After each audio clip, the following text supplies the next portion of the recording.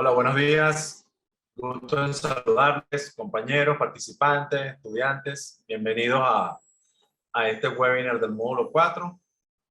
Les felicito de verdad y le considero bastante porque a veces es difícil en estos tiempos de época navideña y fin de año estar revisando tan sacrificadamente cómo es las tareas, los cursos y estas conferencias. Pero bueno, les agradezco porque por lo menos sé que están atentos y muchos de ustedes ya siguen trabajando en el curso, siguen trabajando en los foros de debate. Y bueno, la idea es un poco terminar con este, sería el último módulo de este curso sobre satélites de nueva generación. Y la idea es un poco presentarles lo que sería el contenido de esta semana.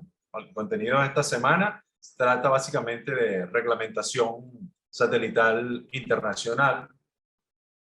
El contenido lo tienen en el PDF que deben haber muchos de ustedes revisado. Gestión general del espectro a escala nacional.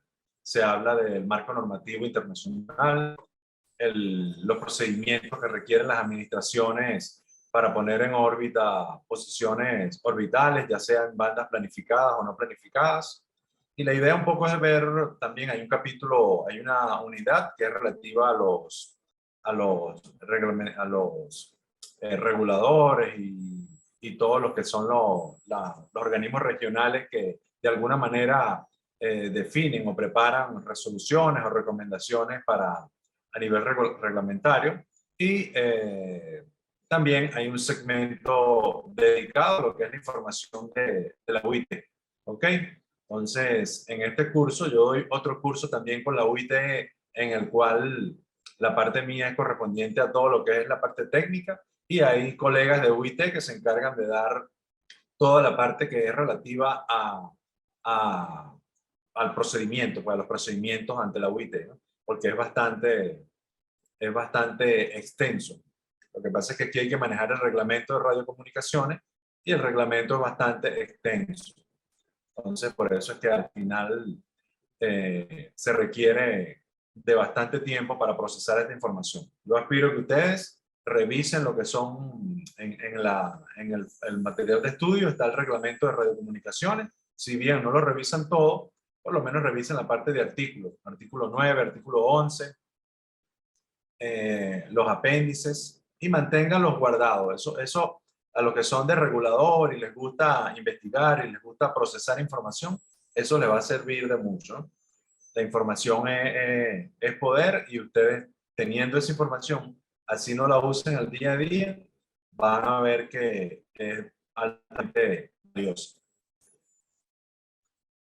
Entonces, un poco para hablar de lo que es el espectro, aquí tenemos lo correspondiente a lo que son la definición del espectro radioeléctrico. Los gobiernos son los que normalmente administran, regulan y controlan la utilización del espectro radioeléctrico de estaciones en su territorio y la gestión de recursos órbita-espectro. El espectro es básicamente manejado, controlado, supervisado, administrado por lo que son departamentos públicos, agencias nacionales, superintendencias, reguladores, ministerios, etc. Entonces, esto es un bien que es un recurso natural que se agota y entonces hay que administrarlo, porque en las bandas de frecuencia son las que utilizan todos los operadores para poner en servicio todo lo que son sus aplicaciones, ¿ok? Y como es un recurso finito, entonces hay que administrarlo. La tecnología es la que ayuda a que el espectro sea utilizado de manera eficiente. Y entonces por eso es que ustedes se dan cuenta que año tras año aparecen nuevas tecnologías que tratan y buscan optimizar lo que es el espectro radioeléctrico. Entonces, en el marco del reglamento, los organismos de reglamentación que administran el espectro son las administraciones. Esto se define en el artículo 1 del reglamento de radiocomunicaciones y la administración es todo departamento o servicio gubernamental que es responsable del cumplimiento de las obligaciones derivadas de la Constitución de la UIT, del convenio de la UIT y de sus reglamentos administrativos. Estas administraciones normalmente se definen en un cuadro, el cuadro 4, la sección 4, cuadro 1A, el prefacio de la UIT. Y a cada administración, como ven aquí abajo, se les indica con unas siglas, que son 3 letras normalmente, para identificar al país. Estas son las siglas que aparecen en los carteles amarillos o los carteles cuando son las grandes conferencias en la UIT en Ginebra o en cualquier otro país. Estas siglas aparecen en un cartel amarillo y con letras negras, en el cual el país, cuando quiere participar, levanta la mano y entonces el que está en el estrado, el presidente o el que lleva la reunión, debe identificar estas letras. Cuando hay un cartel que aparezca con las letras CTR, la persona, el chairman o el presidente de la reunión debe saber que se trata de Costa Rica. Cuando está CLM, es Colombia. Si aparece el cartel, levantando el cartel amarillo, algún delegado y con la sigla NCG, eso es Nicaragua. EQA, Ecuador, y así. GTM, Guatemala. Y entonces en este cuadro 1A aparecen todas esas siglas con las cuales los países, la UIT identifica los países. Es como un código que tiene cada administración. Uno de los elementos importantes en el manejo del espectro radioeléctrico es cuando hablamos de atribución de bandas de frecuencia. La atribución no es más que la inscripción en el cuadro de atribución de bandas de frecuencias de una banda determinada para que sea utilizada por uno o varios servicios de radiocomunicación terrenal o espacial. Esto está en el artículo 1.16 del reglamento de radio, toda esta definición. Entonces, la atribución es lo que te permite básicamente cada país como ente regulador, el ente regulador tiene lo que llama un cuadro nacional de bandas de frecuencia. Ese cuadro nacional de bandas de frecuencia identifica una porción de frecuencia y el servicio que está atribuido a esa banda. Una banda puede estar atribuida a varios servicios. Por ejemplo, cuando vimos la clase pasada que la banda C estaba atribuida a varios servicios, por ejemplo, servicio fijo, microondas, servicio móvil o servicio fijo por satélite, la banda 3.4 a 3.6 es una banda compartida. Entonces, en el material de estudio les explico un poco más sobre las características de lo que son las atribuciones a título primario y a título secundario, ¿okay? Para que revisen un poco ese material. La idea de las atribuciones es hacer uso eficiente del espectro radioeléctrico. Observen aquí en este mapa que la UIT divide al mundo en 3 regiones. Región 1, región 2, región 3. Lo que es América Latina y el Caribe, o la región completa del continente americano, pertenece a la región 2. Entonces, cuando la UIT tiene una atribución a nivel mundial para región 1, región 2, región 3, nosotros, todos los reguladores de esta parte del mundo, de la región 2, cualquier regulador de Centroamérica, de Sudamérica o de Norteamérica, debe revisar el cuadro de atribuciones de la UIT correspondiente a región 2. Y entonces, el cuadro correspondiente para el país debe ser igual al cuadro de región 2, pero puede ser modificado por alguna atribución particular que tenga el país. Es decir, por ejemplo, en Nicaragua puede que tengan la atribución de banda 3.4 o 3.6, aunque a nivel de la región 2 se diga que es para fijo, móvil o fijo por satélite, Nicaragua puede tener un servicio adicional como radiolocalización, por ejemplo. Y entonces eso se identifica con una nota en el reglamento de radiocomunicaciones de la UIT, porque Nicaragua desea, ese es un ejemplo, no es que sea así, Nicaragua desea indicar al resto de los países que además de lo que se utiliza en la región 2, Nicaragua lo utiliza para otros servicios. Y eso es válido, pues son atribuciones no todo tiene que ser 100% armonizado. No todo tiene que estar en la región 2 completamente armonizado y eso depende de cada administración. Cada administración tiene sus intereses y es autónoma, aunque la OIT indique globalmente una armonización, un país puede tener una atribución de servicio diferente y así se define. Atribución de servicio diferente es cuando un país tiene un servicio que es distinto a el resto de los países. Y eso se indica con una nota. Por ejemplo, en este cuadro que aparece en pantalla, aquí tenemos que, esto es lo que les digo, región 1 tiene una atribución, región 2 otra, o región 3 otra atribución. Hay atribuciones que son mundiales. Por ejemplo, cuando ustedes revisan acá en pantalla de 2700 a 2900 MHz, en todas las regiones está atribuida para el servicio de radionavegación aeronáutica, radiolocalización y tiene dos notas aquí, tres notas de pie de página. Entonces, en esta banda de frecuencia 2.7 a 2.9 podemos decir que tenemos una atribución mundial. Pero si nos vamos acá a la 3.3 a 3.4 MHz, pueden observar que en la región 1 está atribuida para radiolocalización. En la región 2, que es nuestra región de América, está atribuida a radiolocalización, aficionados, fijo y móvil. Y en la región 3 está atribuida a radiolocalización y aficionado.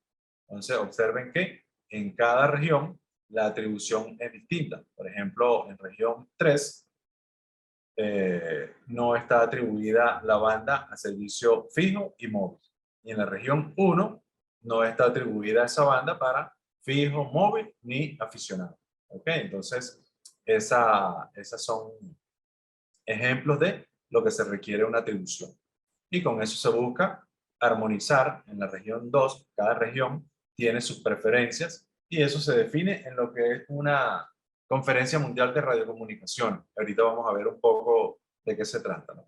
Entonces, ¿por qué son las atribuciones? Las atribuciones son necesarias para permitir a las operadoras de telecomunicaciones alcanzar sus objetivos sin sufrir ni provocar interferencia.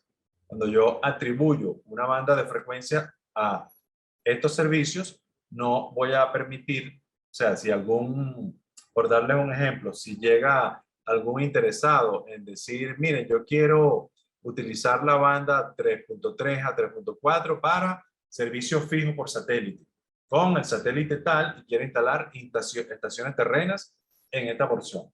Entonces ya el ente regulador dice, no señor, aquí en esta banda usted no puede instalar servicio fijo por satélite, porque esta banda de 3.3 a 3.4 está atribuida a estos servicios y no está atribuida a servicio fijo por satélite. O sea que yo no le puedo autorizar a usted para que instale estaciones terrenas en esta banda.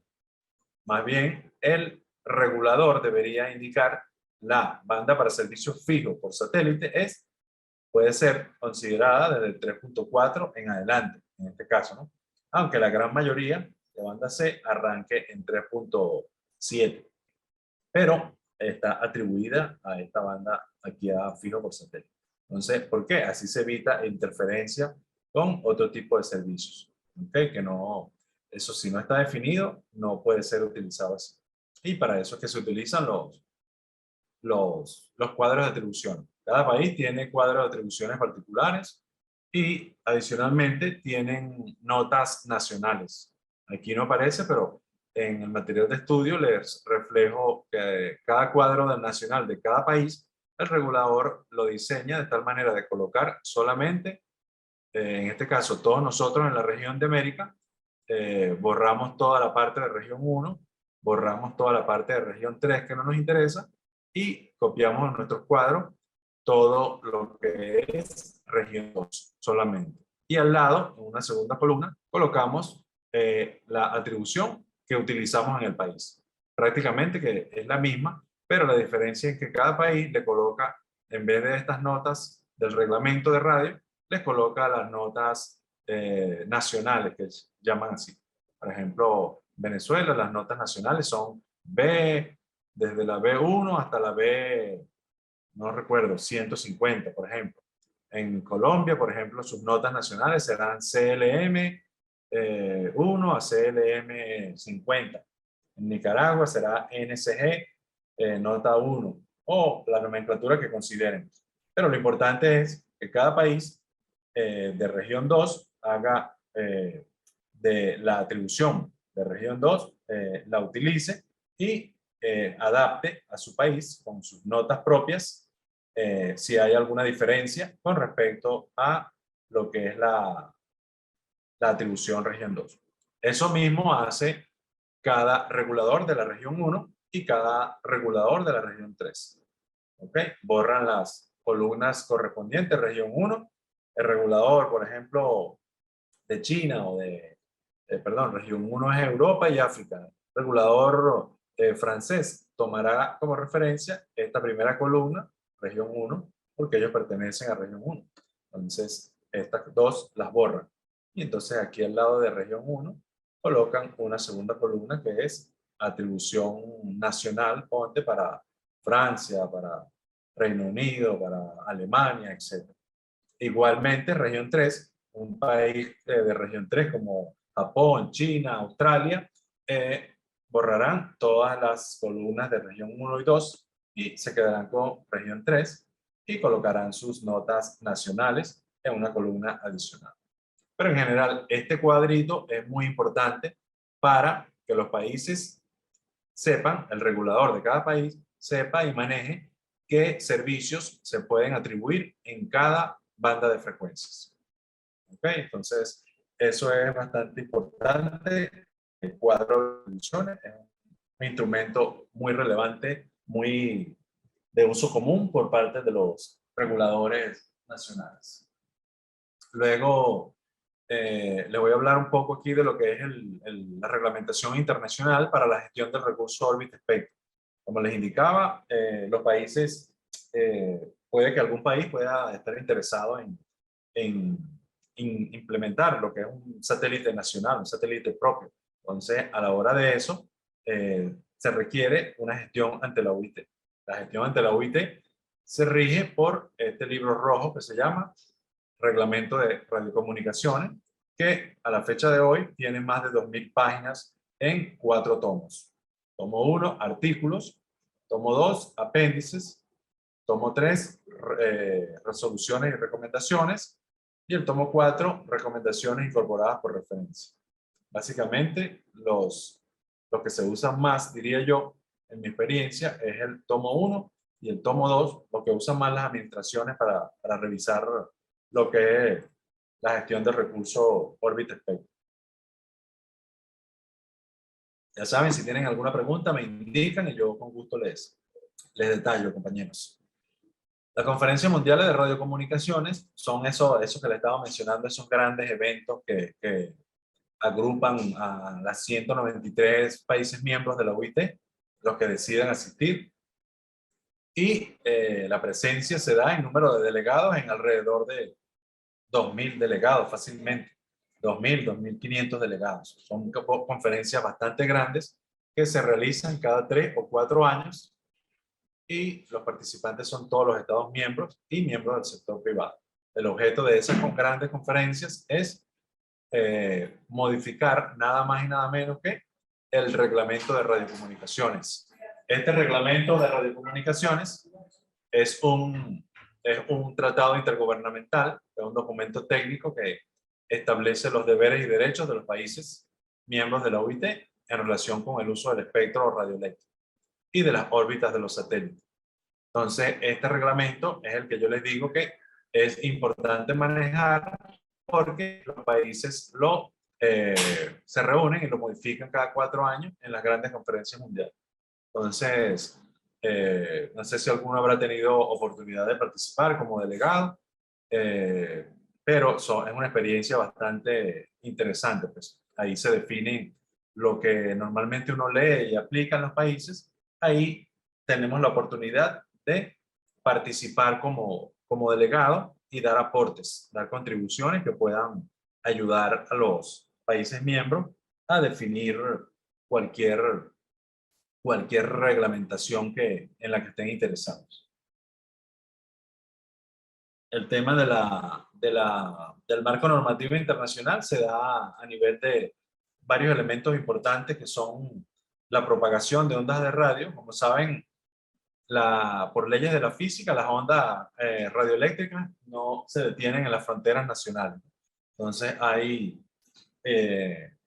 por ejemplo, está Colombia y Venezuela. Si en Venezuela se instala una estación radioeléctrica en la frontera, en una zona fronteriza con Colombia, o por ejemplo Costa Rica instala una estación terrena en una estación fronteriza, una zona fronteriza con Nicaragua, o México, una región fronteriza con Estados Unidos, entonces, ¿cómo se garantiza que las ondas de esa estación no se propaguen fuera de las fronteras del país que la está instalando? Eso es importante.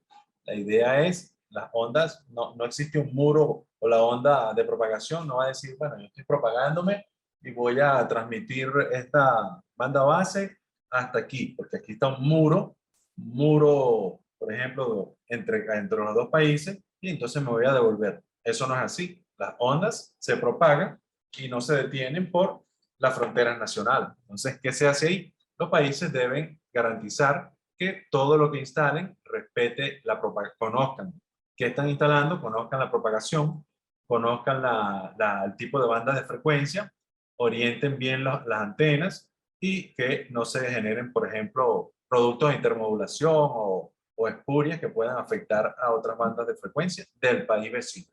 En ese sentido, la UIT utiliza el reglamento de radiocomunicación. ¿Por qué? Cada país, cada operador que vaya a instalar y pida permiso a un regulador para instalar una estación de radio debe mantener seguimiento o cumplimiento al reglamento.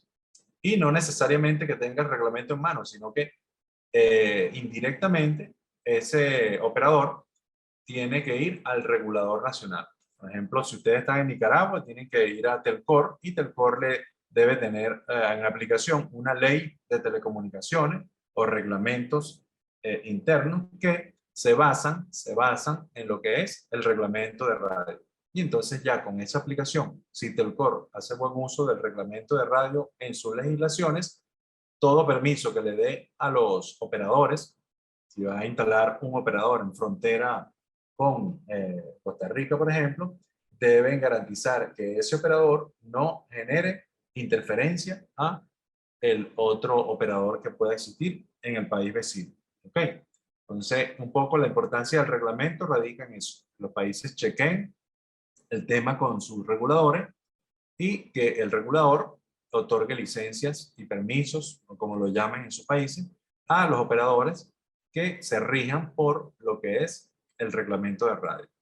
Otro tema importante es evitar interferencias. De eso mismo que le estoy indicando, es posible que se den interferencias entre estaciones de radio de países vecinos, de países fronterizos.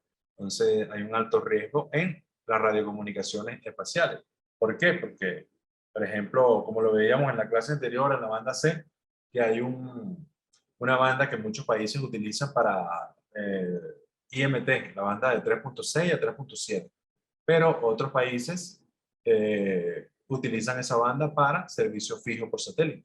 Entonces, esos países que utilizan IMT, ponte, alguien que coloque en Colombia, en una frontera, la frontera con Venezuela, una estación IMT, debe garantizar, cumplir con el reglamento de radio y garantizar que su estación IMT, servicio móvil, no le genere interferencia a la estación del servicio fijo por satélite que tiene el país vecino, en este caso Venezuela.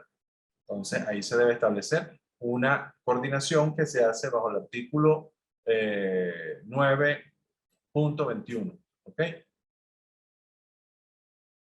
Entonces, ese tema es muy importante. Y bueno, el reglamento, uno de sus principales objetivos es la operación de radiocomunicaciones libre de interferencia. ¿Tienen alguna pregunta? Vamos a revisar por aquí el chat. Alfredo Solano, ¿quién gestiona la seguridad de los servicios de telecomunicaciones satelitales y cuál es el procedimiento regulador?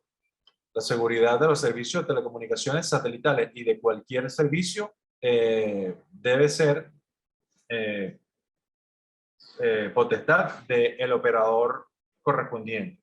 Y como el operador correspondiente, si está trabajando en bandas de frecuencias atribuidas, o sea, que no son ilegales, por llamarlo así, él tiene la garantía de que si, por ejemplo, un país, un regulador le otorgó la banda 3.7 a 4.2 para que instale sus estaciones terrenas, o la banda 10.7, 11.7 a 12.2 para que instale estaciones terrenas en banda KU, o en 19.7 a 20.2 para que instale estaciones terrenas en banda K, ese operador debe tener la garantía de que no debe recibir interferencia. ¿Qué pasa si ese operador recibe interferencia? Bueno, tiene que identificar primeramente cuál es la procedencia de esa interferencia.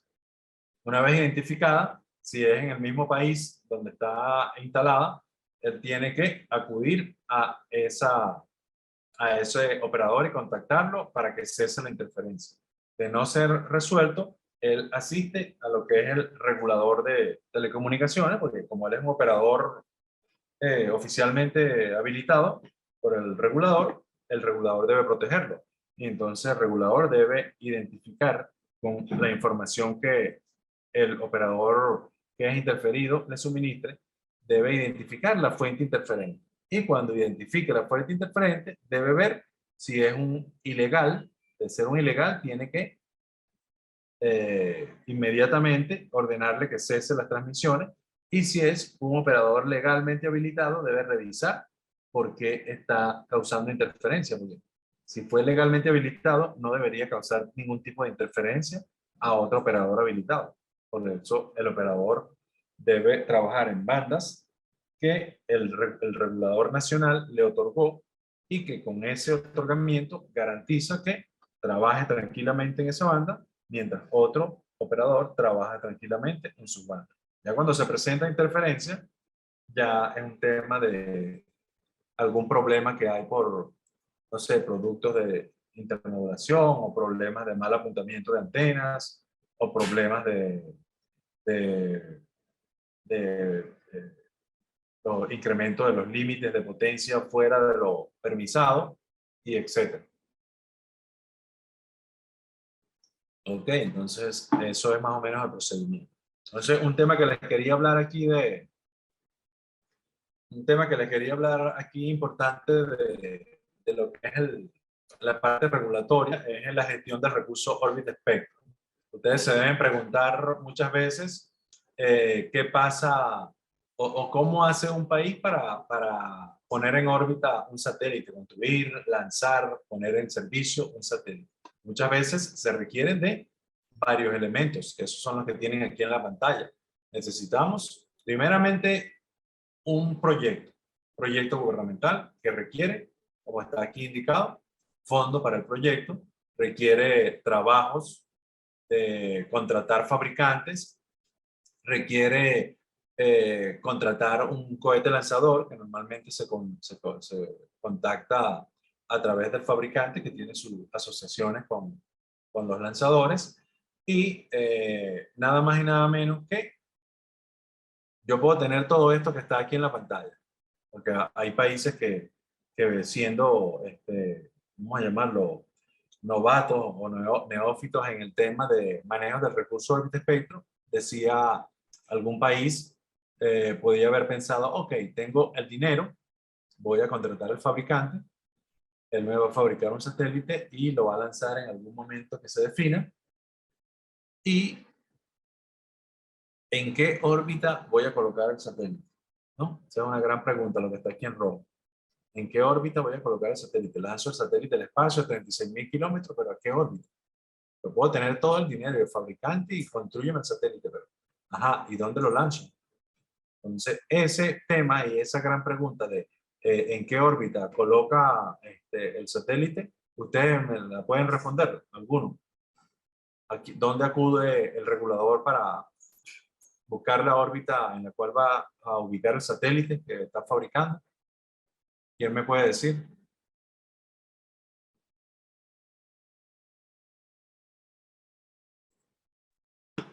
La UIT. La UIT. Ok, a la UIT, exactamente. La UIT, que es el ente, hemos venido viendo que es el encargado de, a través del reglamento de radiocomunicaciones, ver todos los procedimientos necesarios para tener una gestión de recursos órbita-espectro. ¿Qué es un recurso órbita-espectro? Como dice aquí, es las órbitas satelitales o una órbita satelital y las bandas de frecuencia asociadas. Toda órbita está asociada a una banda de frecuencia y eso en conjunto es lo que se denomina recurso órbita-espectro. Por ejemplo, yo puedo tener la posición 84 grados oeste y la gestiono en banda C. No, mi satélite va a ser solamente en banda C.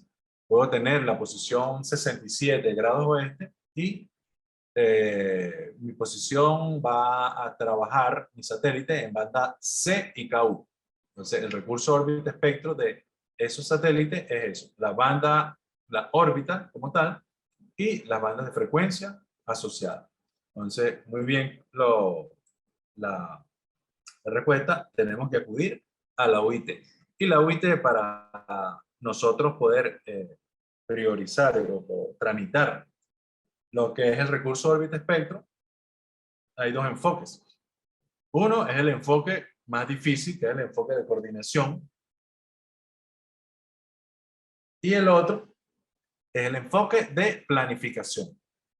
¿Por qué digo que el enfoque de coordinación es el más difícil? Porque este es el enfoque que han seguido todos aquellos países que tienen, por ejemplo, un Estados Unidos, un Reino Unido, Canadá, Brasil, Francia, China, Japón, etcétera, Rusia, que tienen muchas posiciones orbitales, operadores con muchas posiciones orbitales, y entonces son atendidos por orden de llegada. Primero que llega, primero en ser atendido. Entonces, se busca que un uso racional, eficiente y económico. Los derechos se adquieren a través de la coordinación con administraciones respecto al uso real.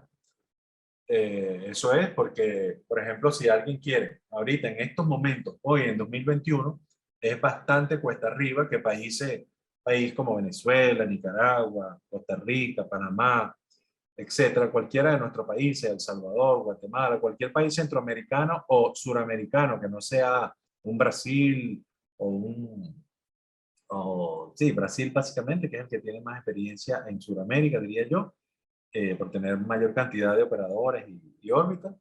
A nivel de Norteamérica está Estados Unidos y Canadá. Y en Centroamérica ha estado tradicionalmente, que ha tenido operadores privados, México. Y bueno, Nicaragua intentó un proyecto con China, el Nicasat, que bueno, por prioridades me imagino que no se logró concretar. Son proyectos nacionales que, dependiendo de las prioridades del país a nivel económico, socioeconómico, identifican si los proyectos son atractivos o pueden esperar. Entonces, en Sudamérica, bueno, como les explicaba en la clase, en el módulo anterior, está Argentina, está además de Brasil, que es más grande, está Argentina, está Venezuela y está Bolivia, que ya tienen satélites propios y han explorado lo que es el mundo de la gestión de recursos órbita espectro. Y eso se hace le digo que es difícil, ¿por qué? Porque la órbita geoestacionaria está bastante congestionada. Hay muchos satélites prácticamente que en todas las órbitas y en todas las bandas de frecuencia. Entonces, para poner un satélite en un país como nosotros por el enfoque primero, hay que buscar una órbita que no esté utilizada o por lo menos que esté alejada de aquellos grandes operadores satelitales, o si bien esté alejada, puede estar más cerca, pero que la cobertura no sea la cobertura de servicio o el área de cobertura que tengan esos operadores. Entonces, de verdad que el enfoque de coordinación en estos tiempos se hace bastante difícil. Por eso es que existe el enfoque 2, que es con las bandas planificadas. Esto es lo que los países utilizan para, ¿por qué? Porque hay un plan para uso futuro, acceso equitativo, se busca igualmente. Las frecuencias son de posiciones orbitales planificadas Aquí se utiliza, por ejemplo, los apéndices del reglamento. Esto es lo que yo les contaba, que hay bandas de frecuencia. Con el enfoque de estas bandas planificadas, la UIT adjudica, no atribuye, adjudicó en una conferencia mundial hace mucho tiempo, en el año 88, adjudicó unas posiciones orbitales y unas bandas de frecuencia asociadas a cada administración. Cada administración del mundo tiene una adjudicada, una posición orbital que es suya solamente, pero para ser utilizada en su país. Por ejemplo, si Nicaragua quisiera lanzar un satélite solamente de las bandas planificadas para cobertura de Nicaragua solamente, debe utilizar la posición 84.4 grados oeste, pero utilizarla solamente para cobertura nacional. Si Venezuela quisiera lanzar un satélite nuevo para cobertura nacional solamente venezolana, debería utilizar la órbita 82.7 grados oeste. Y al final de la presentación les voy a mostrar una tablita que tiene cuáles son las órbitas que deberían usar algunos de los países y que están definidas en el apéndice 30B. Y claro, la diferencia con respecto al enfoque 1 es que el enfoque 1 puedo fabricar un satélite grande que tenga muchas bandas de frecuencias, C, KU, KA, y que la cobertura sea Suramérica, Centroamérica, Caribe, etc. ¿Ok?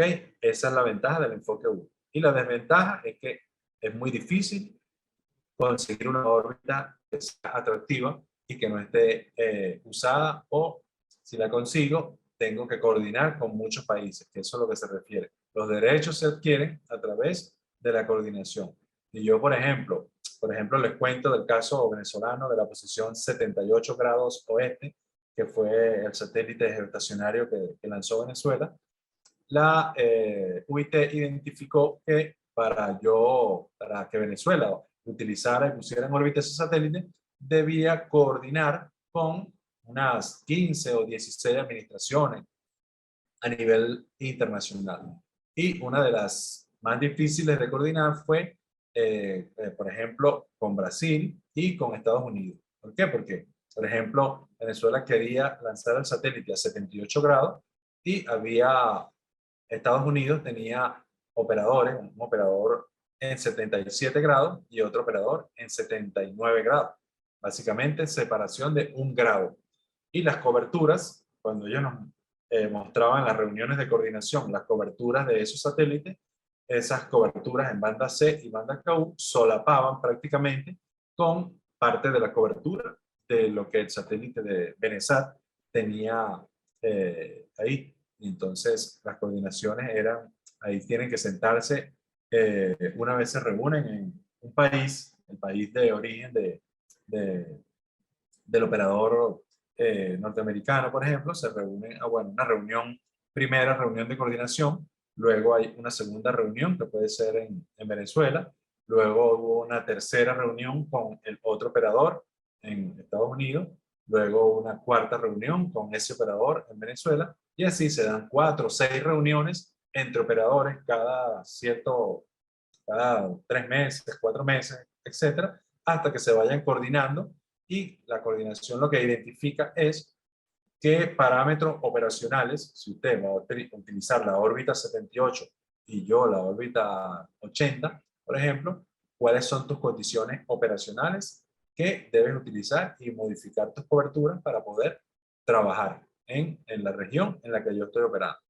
¿Y cuál es el gran punto aquí de interés? Que el operador que ya está en órbita con su satélite es el que tiene la prioridad.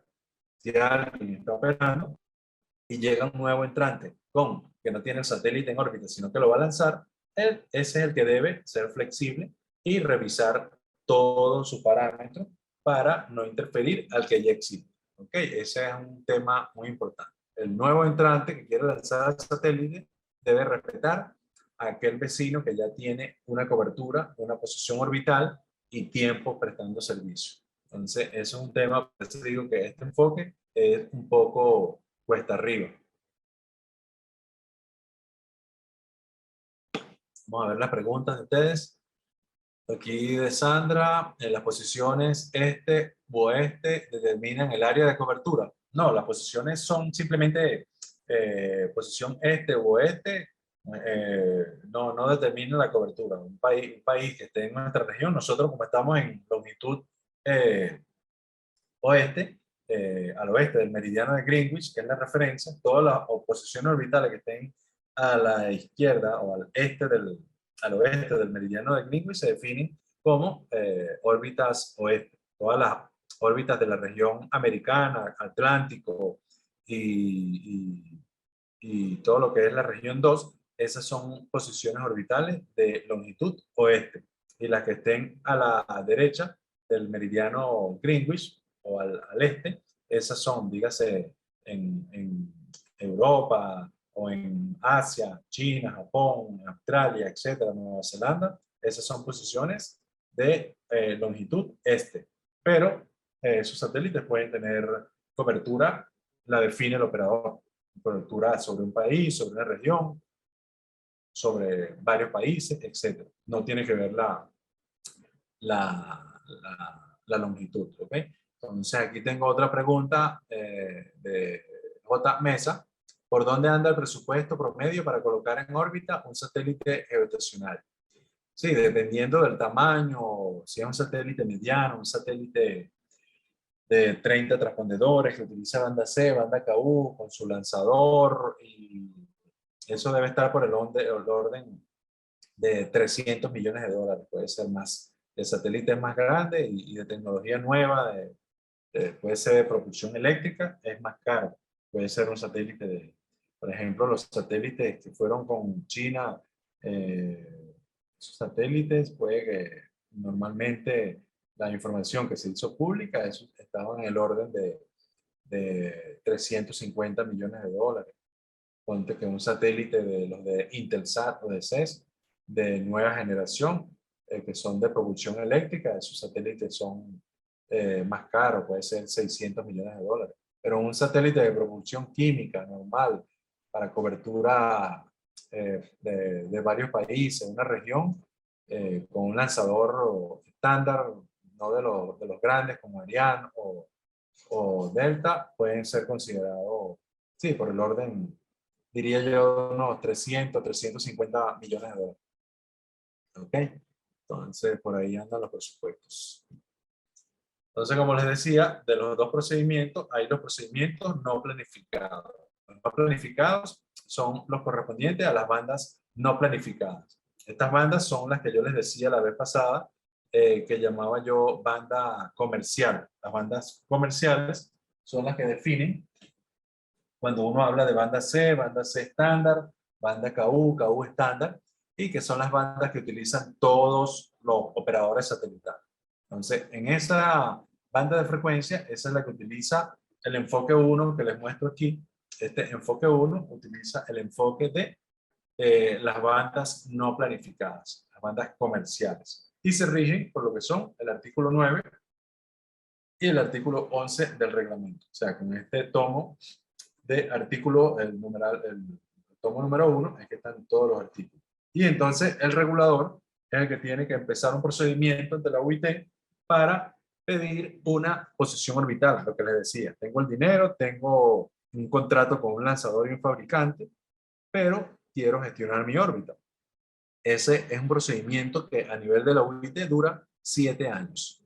7 años desde que yo coloco. El procedimiento inicial es envío una información de coordinación que se establece en unos formatos que tiene la UIT que involucran lo que es el país pide una posición orbital. La posición orbital que puede ser la que está interesada en poner en órbita, con un conjunto de bandas de frecuencia y con unas huellas de cobertura. ¿Ok? Ese es un proyecto. El proyecto lo plasma en la UIT con una serie de aplicaciones. La UIT tiene un conjunto de software que se llama Space Soft, que te permite captar los datos de todo lo que es el proyecto satelital en banda de frecuencias, cobertura, haces, emisiones, anchos de banda, potencias, tamaños de antena, patrones de antena, toda esa información se plasma porque existe es lo que pide un apéndice del reglamento que se llama apéndice 4. El apéndice 4 te dice, mire, todos los elementos que usted debe vaciar en esa planilla están en este apéndice. Entonces, cuando uno abre el programita, se llama Space Capture, tiene que vaciar una serie de elementos que se validan después con otra aplicación que se llama Spaceval y se envían a la UIT con otra interfaz. Antes se enviaban por correo, pero la UIT ahora tiene una interfaz que se llama eSubmission, que uno con ese archivo lo carga en esa interfaz y lo envía a la UIT. La interfaz lo valida, te indica si hay errores de sintaxis, errores fatales, etc. Y te permite que el archivo esté adecuado para enviar. Entonces, ese procedimiento es la gestión que se hace y se envía a la UIT.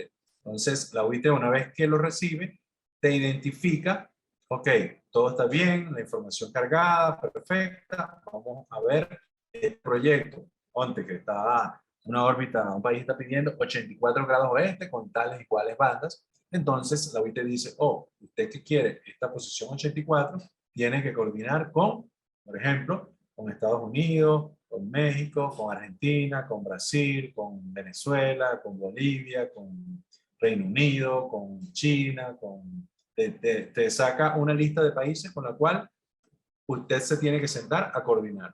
Todo ese trayecto de coordinación, desde que yo envío ese primer papel a la UIT hasta que lo lanzo, dura 7 años. Es el plazo reglamentario. Puede que un satélite se construye, un fabricante construye un satélite grande en 2 años y medio, máximo 3 años. Un buen satélite, hice mi contrato, el satélite tiene este tamaño, 30, 40 transpondedores, banda C, banda KU, propulsión química, paneles solares, huellas de coberturas definidas así y así. Y entonces eso se construye en menos de 3 años. Pero en esos 3 años yo debo ir. ¿Quién coordina? Ponte que cuando México o Venezuela o Bolivia lanzaron su proyecto, ellos, el regulador, en este caso el regulador mexicano, el regulador venezolano, el regulador boliviano, se debieron sentar, porque no tienen un operador. Pues. Si a nivel de Estados Unidos va Intelsat, Intelsat es el que se sienta a coordinar, o CES, o ARSAT de Argentina, o Tupac Catarí de Bolivia, que tienen ahora el operador. Pero cuando no tengo un satélite, sino que el primer proyecto que tenga, el que se sienta es el regulador. Y el regulador es el que coordina con toda su capacidad técnica que pueda tener y sus operadores nacionales, el que esté interesado en operar el satélite, van y se sienta con aquel operador que tenga satélites para hacer esto que dice aquí, negociaciones con esos países y esos operadores para garantizar que no existe interferencia cuando lancen el satélite. Entonces, cuando todas estas coordinaciones se den, entonces, ¿qué pasa? Se debe enviar a la UIT un nuevo proyecto, no un nuevo proyecto, un nuevo archivo que se llama notificación. ¿Por qué notificación? Porque esto es un archivo modificado. Eso es como decir, la coordinación es lo primero que yo envío con toda la información. La UIT la toma, dice, oh, usted tiene que coordinar con todos estos 20 países. Entonces, en esos 7 años o menos, normalmente se hacen menos. Me tengo que sentar con todos aquellos países durante 1 año, 2 años, porque las reuniones van y vienen. Se hace una reunión 1 año en un país, después otra en el otro país, y así van. Y todo depende de la disponibilidad, ¿no?, que tenga cada país para sentarse. Entonces, todo eso puede llevar tiempo. Y de ese momento hasta que se logre un acuerdo, puede llevar años. Por eso es que se dice negociaciones.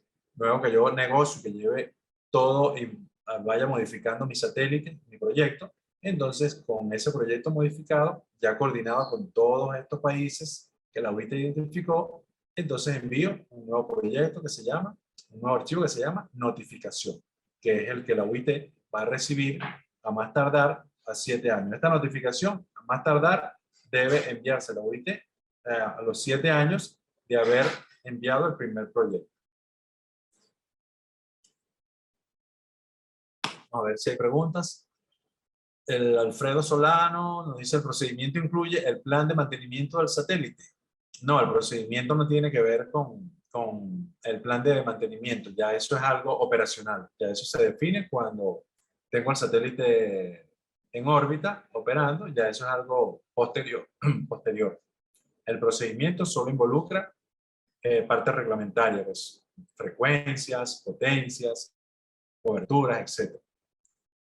Otra pregunta por aquí de Brenda: si no logro cumplir con el tiempo para poner en órbita el satélite con cobertura nacional, ¿qué sucede? Si no se logra cumplir con el tiempo, la UIT cancela. Ponte, en esta procedimiento aquí se explica un poco. Si no se logra cumplir con, por ejemplo, el no sujeto, hay dos procedimientos dentro del caso de coordinación y notificación.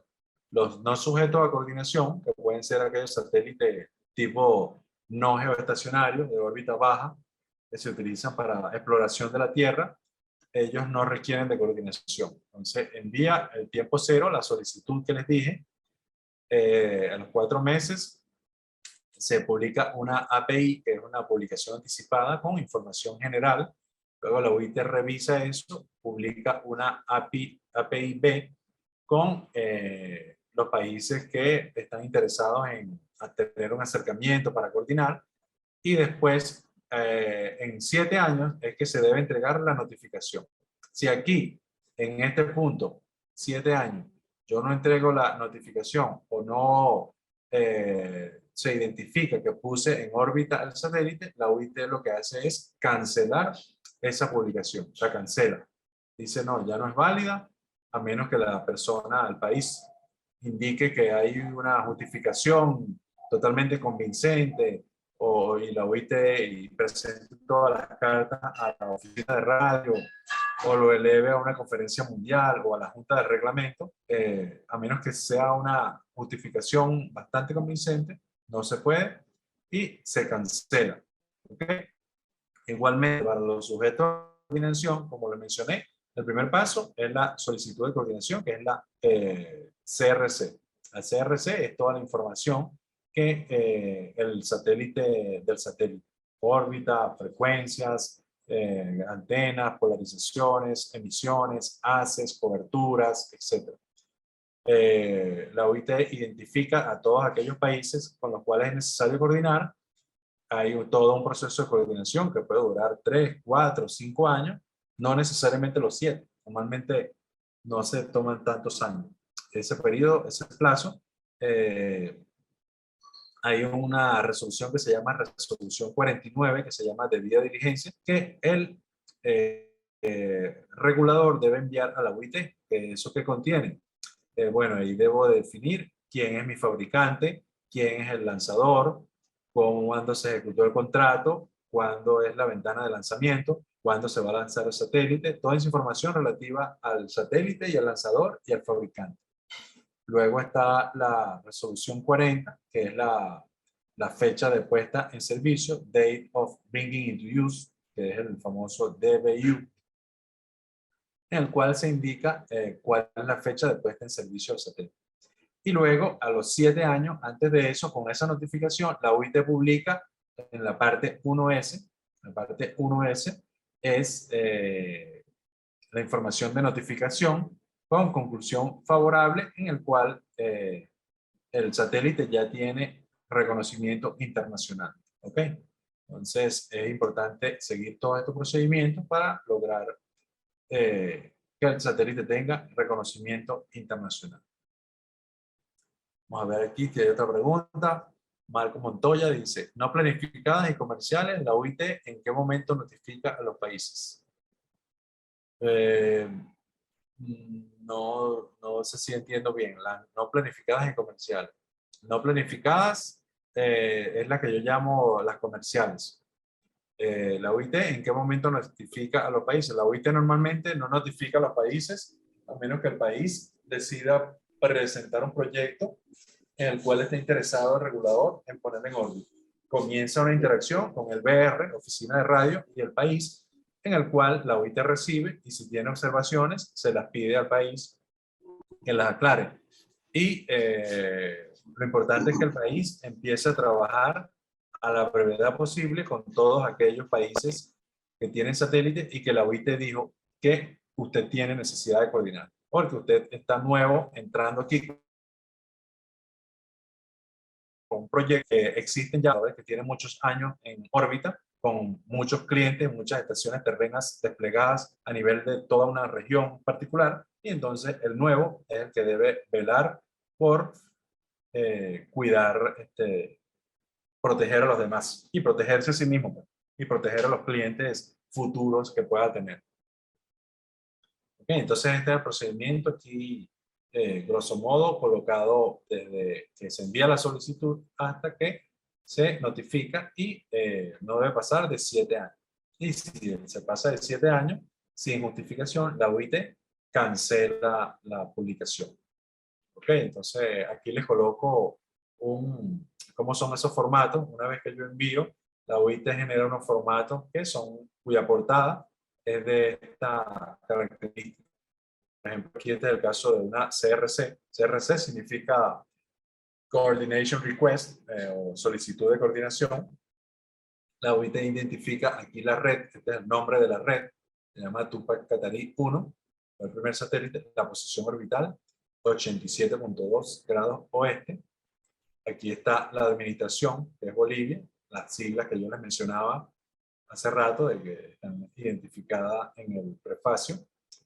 Y la OIT publica esto en unos CD, en unos que se llaman BR-IFIC. BR-IFIC que se enumeran, tienen una numeración particular. En este momento llevan por el 2680 y se publican cada 15 días. Ese 2680 salió publicada esta CRC de Bolivia y este BR-IFIC se publicó el 19 de octubre de 2010. Entonces, aquí abajo está otra fecha que dice 30 de junio de 2010, que fue la fecha en la que Bolivia envió toda su información a la Oficina de Radiocomunicaciones. Entonces, esta información es importante porque desde esta fecha es que se empieza el contador que está aquí. Desde esta fecha, T0 es la solicitud. Esta T0 que está aquí es la solicitud que se hace, o la T0, solicitud de coordinación recibida. Este T0 es el que dice aquí en esta parte de este cuadro.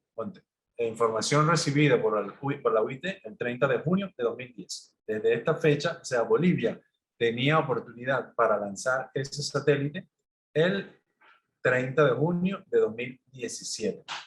¿Ok? 7 años para lanzar el satélite. Bolivia lanzó el satélite en, si mal no recuerdo, en diciembre de 2013. Si mal no recuerdo. ¿Ok? Porque claro, cuando se envía esto, ya Bolivia tiene en proceso, la fabricación, todos esos contratos ya están corriendo, y Bolivia lo que estaba haciendo era coordinar con todos esos países. ¿Con qué países? Esto es la otra información que les digo. Marco Montoya me dice la órbita de Bolivia, ¿está la coordenada? Sí, Marco, exactamente. Esta es como te menciono, esta es la órbita boliviana, está en 87.2 grados oeste, que es la órbita de Bolivia del plan del apéndice 30B. Lo que pasa es que Bolivia combinó las bandas de frecuencia, que se puede hacer, y muchos países lo hacen, combinó las bandas de frecuencia del apéndice 30B con las bandas no planificadas. Y entonces, por ahí se puede arrancar. El país puede arrancar por su órbita nacional, que le adjudicó la OIT, y utiliza las bandas de frecuencia para cobertura nacional.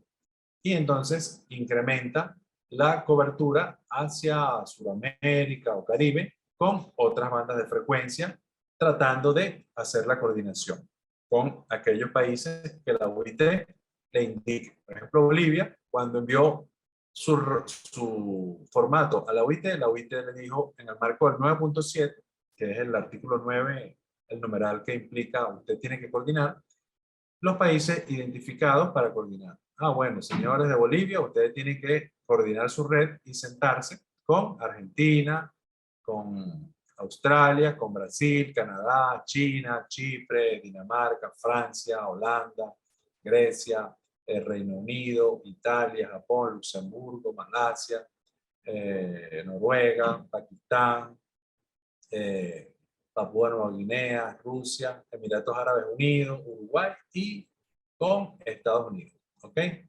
Bolivia tuvo que sentarse, no sentarse porque con algunos de estos países que se identifican no es necesario sentarse porque los casos no son tan difíciles. Puede que Canadá tenga un satélite en la posición 118 grados oeste y que quiso la OIT que se incorporara porque la cobertura de uno de sus satélites podía solapar con la cobertura del satélite boliviano.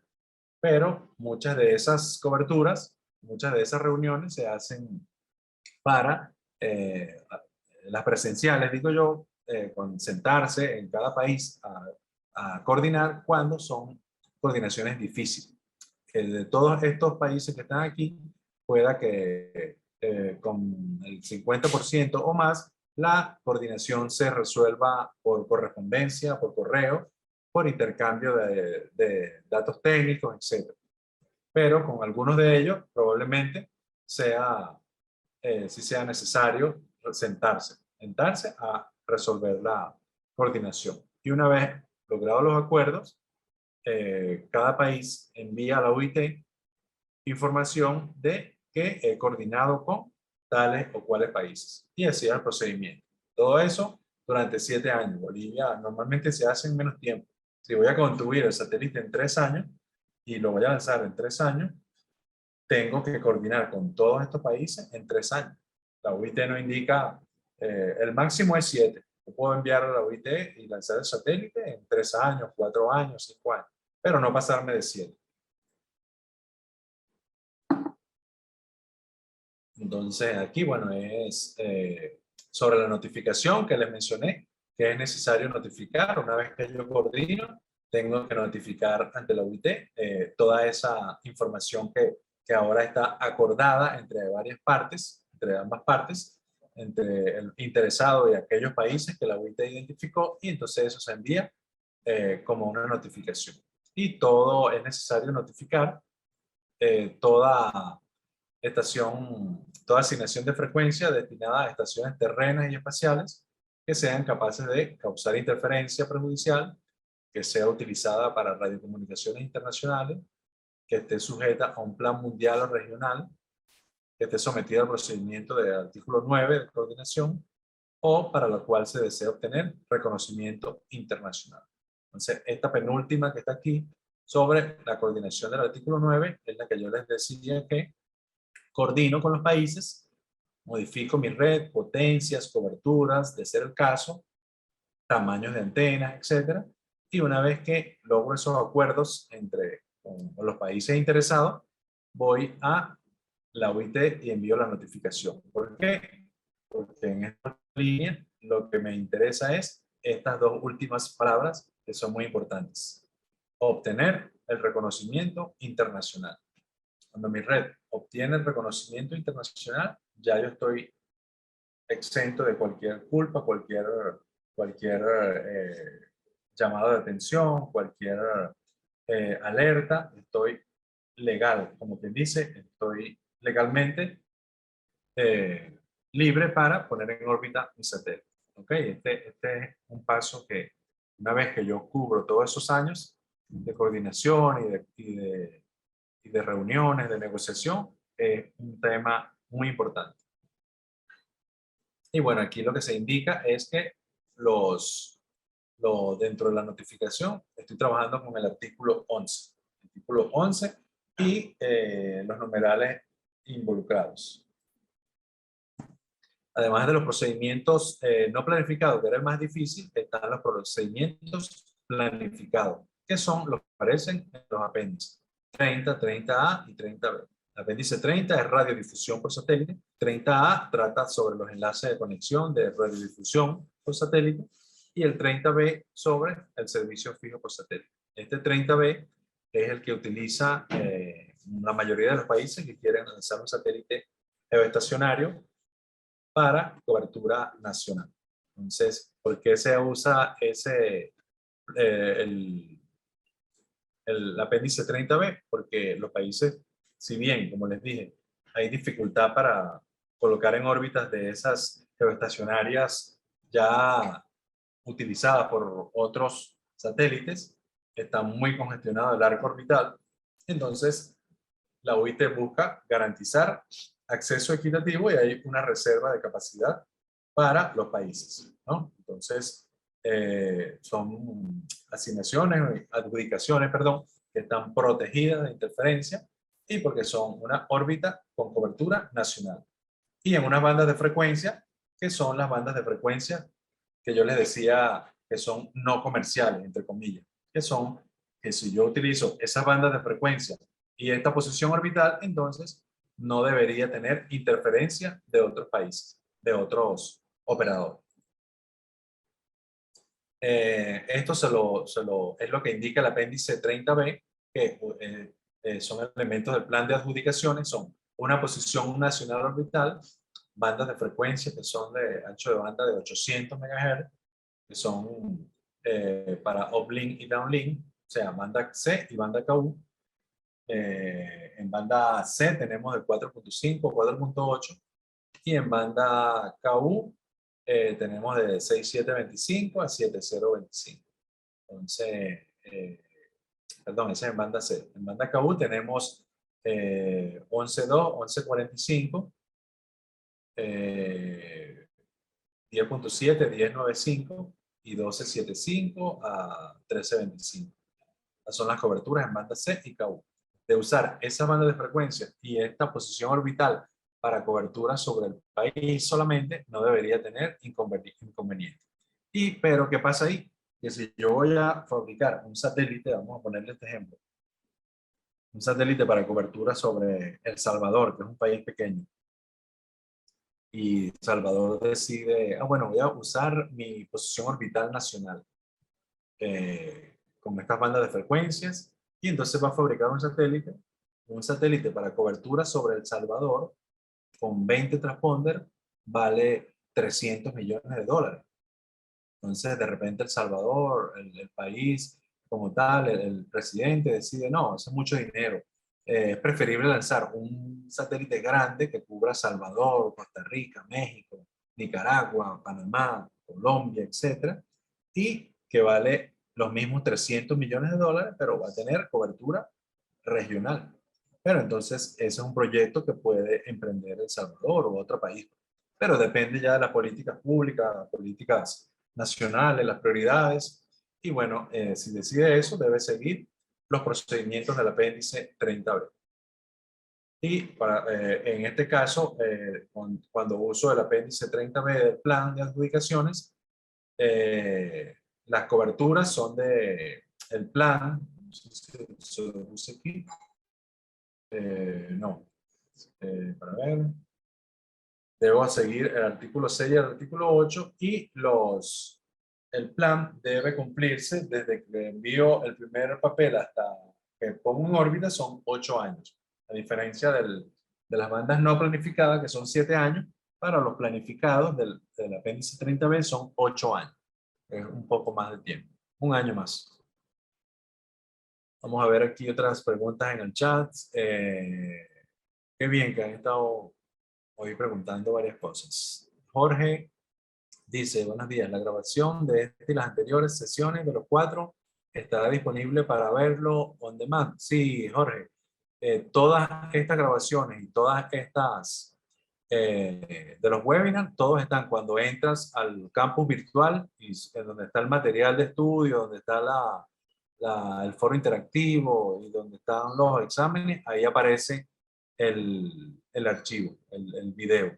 Incluso tiene el enlace en YouTube, ahí lo puedes ver en YouTube, guardarlo para verlo posteriormente, pero todos están, ¿ok? Están disponibles. Tengo Sandra por aquí, un proyecto como MECSAT para servicio de seguridad a nivel nacional, aproximadamente ¿cuánto tiempo se lleva el proceso?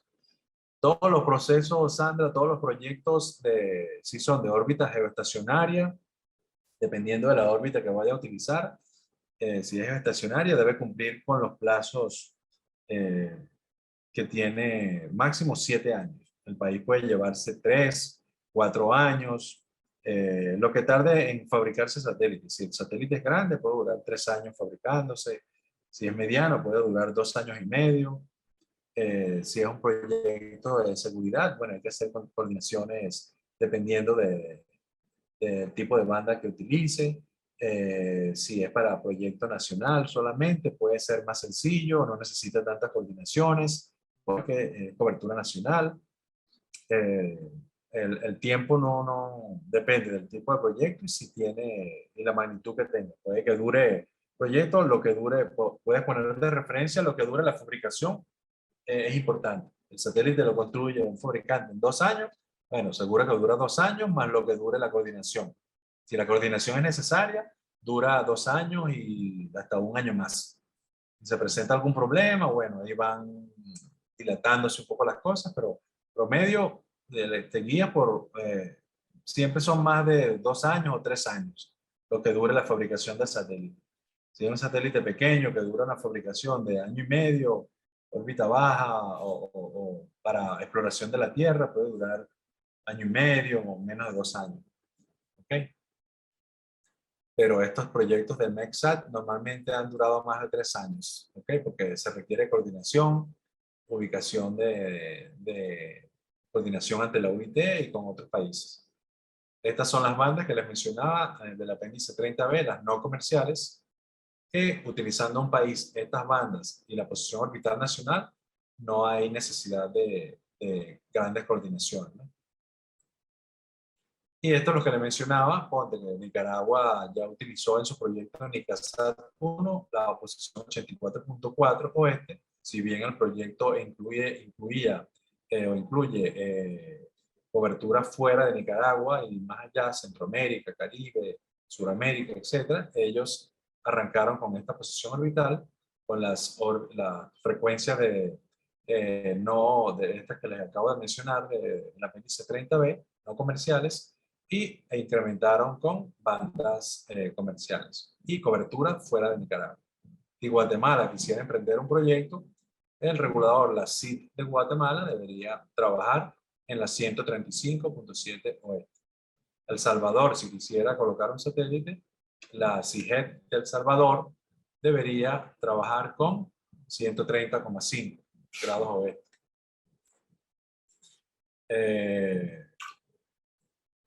Si Panamá quisiera trabajar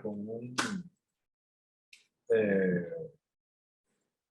con un satélite, debería seguir con la 79.2 grados oeste. Si Honduras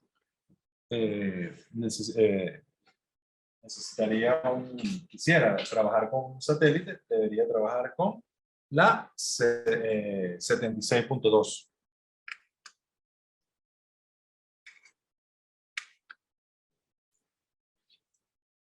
Costa Rica, si la SUTEL o el Ministerio estuviesen interesados en un satélite con cobertura nacional, deberían emprender su proyecto en la posición 96 grados oeste, ¿ok? Y trabajar con la órbita, con las bandas de frecuencia, estas bandas de frecuencias del apéndice 30B.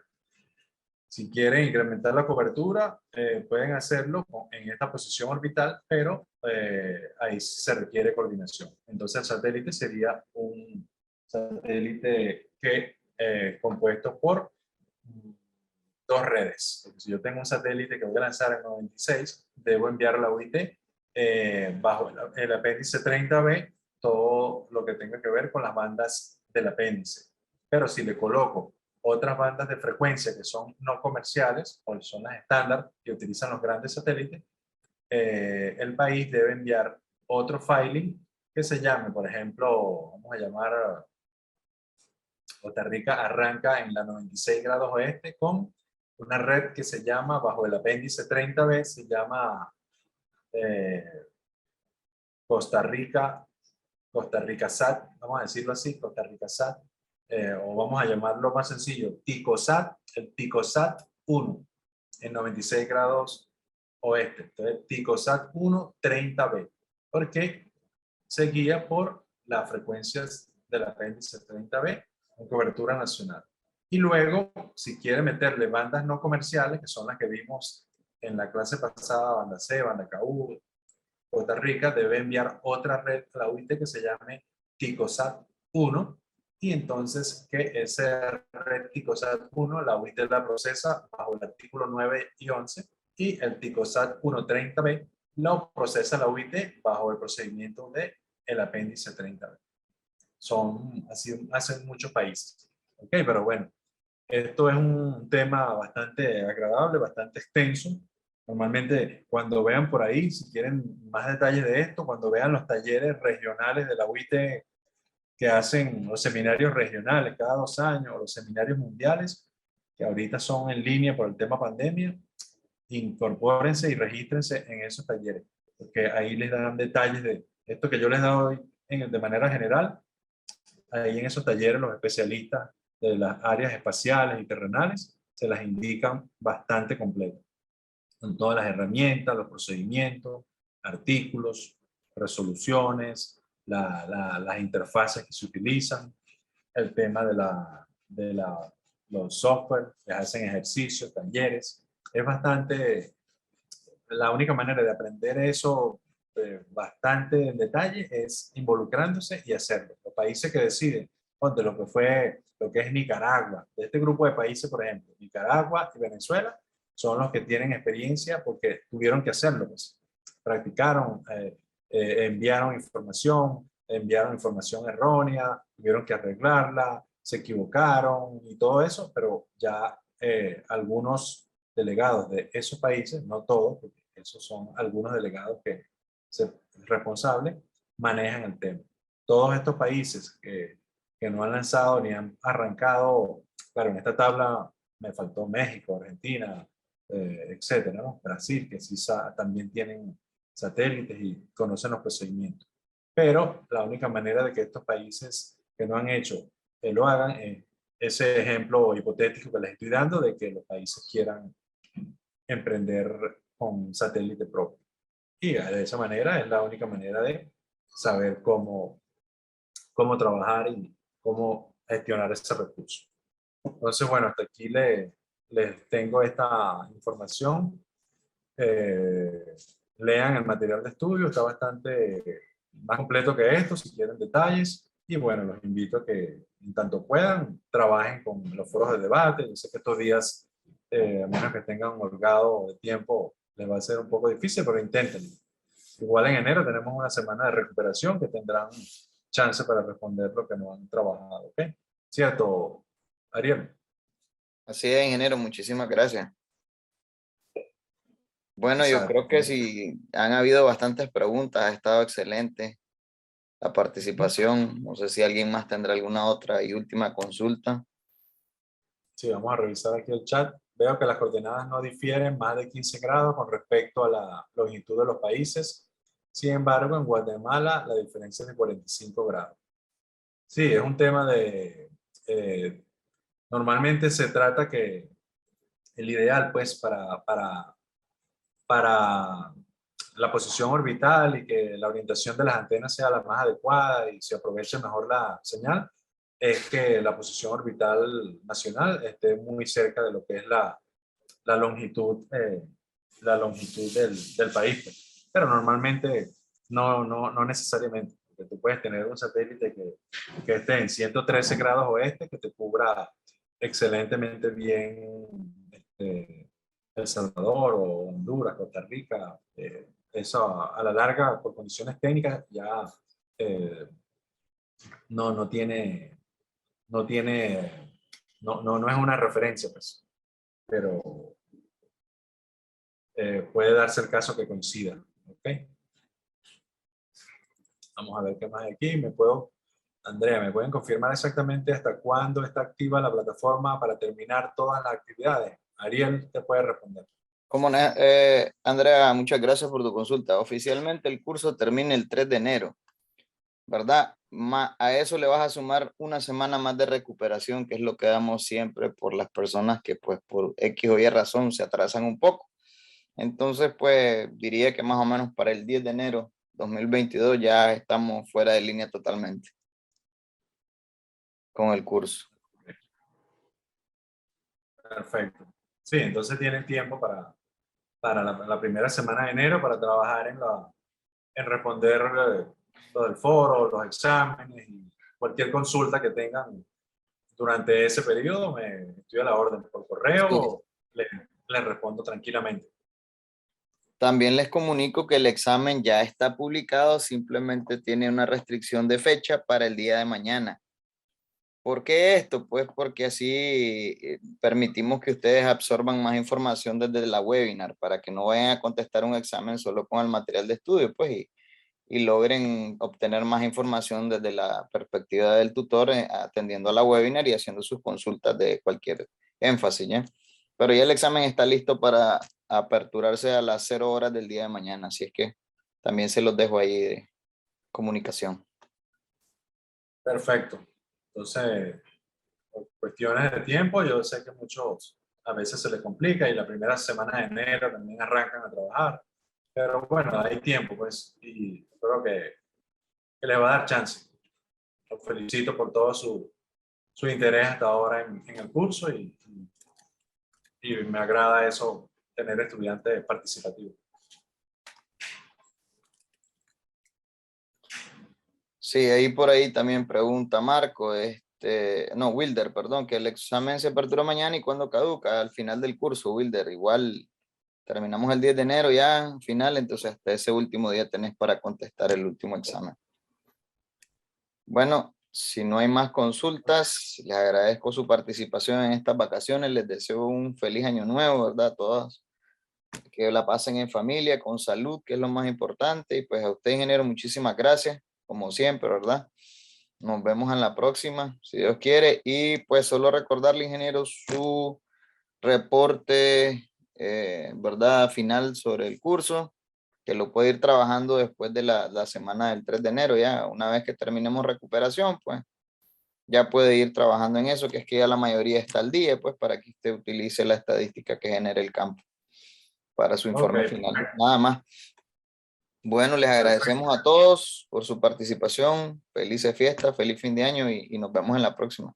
Si Dios quiere, en un próximo curso, el próximo año. Saludos a todos, Feliz. bendiciones. Saludos. Chao, hasta todo, para siempre. Hasta luego. Muchas gracias, don Jesús. Muchas gracias, Ariel. A la orden, como siempre. Saludos. Feliz año Hasta nuevo. luego. Igualmente. Gracias.